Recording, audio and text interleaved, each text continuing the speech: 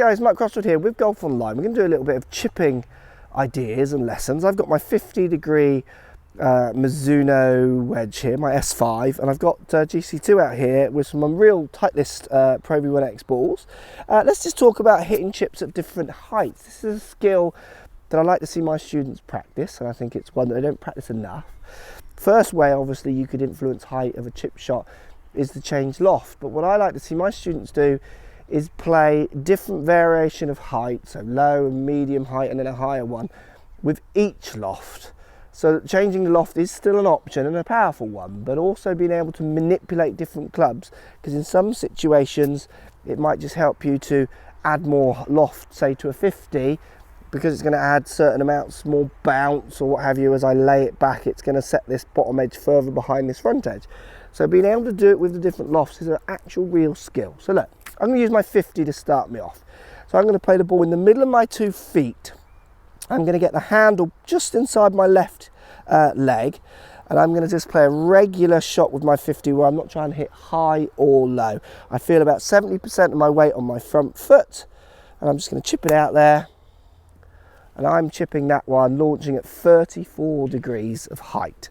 Now what I'm going to do with the same club, so this is my 50 degree, I'm still putting the ball in the middle of my 2 feet. I'm going to push my handle more outside of my left leg, so almost onto the outside, still in line with it, the outside of my left leg.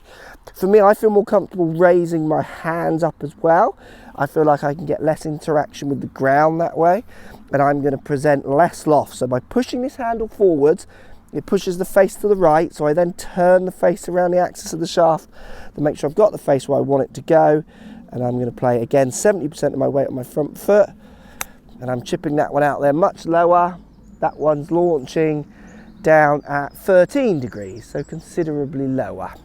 Now I'm going to try for the high one now. Same loft, again you could change loft, but like I said at the start, I want you to be able to do this by understanding how you're turning and twisting and manipulating the club, and then in turn how that affects your interaction with the ground. So I'm going to go middle of my stance as well. I'm going to have the handle now level with the face, so it's not set forward. Still about 60% of my weight on my front foot, so I'm a little less on my front foot, but this time I'm going to turn the face at points leading edge to the right, but I'm going to lower the handle, which then makes the loft point relatively straight. And I'm going to see if I can get this one going up in the air. The feeling as I swing this one is that I'm going to deliver the handle level with the ball and let the club overtake my hands at the bottom, trying to keep the loft and present loft to this ball. And you can see that one's gone much higher, launching up at 44 degrees. So I'm manipulating this angle with different amounts of shaft lean on back to control the loft delivered, along with the odd feeling of delivering my hands forward, or sorry, the handle forwards, or the head overtaking the handle. So the feeling of how this relates to this through impact as well as manipulating it. Very much in setup, but I'm not particularly whacking the ball forward or back. Now you can do that if you feel like you hit better low shots by having the ball back, handle forwards, and you don't get too stabby on the ground and you hit decent shots, then do that. I just feel more comfortable doing it from one position and moving my handle in relationship to that. Feels like it's less to think about almost. Now you need to be doing this with every club, from your lob wedge to a 9-iron, to your gap wedge, to your sand wedge.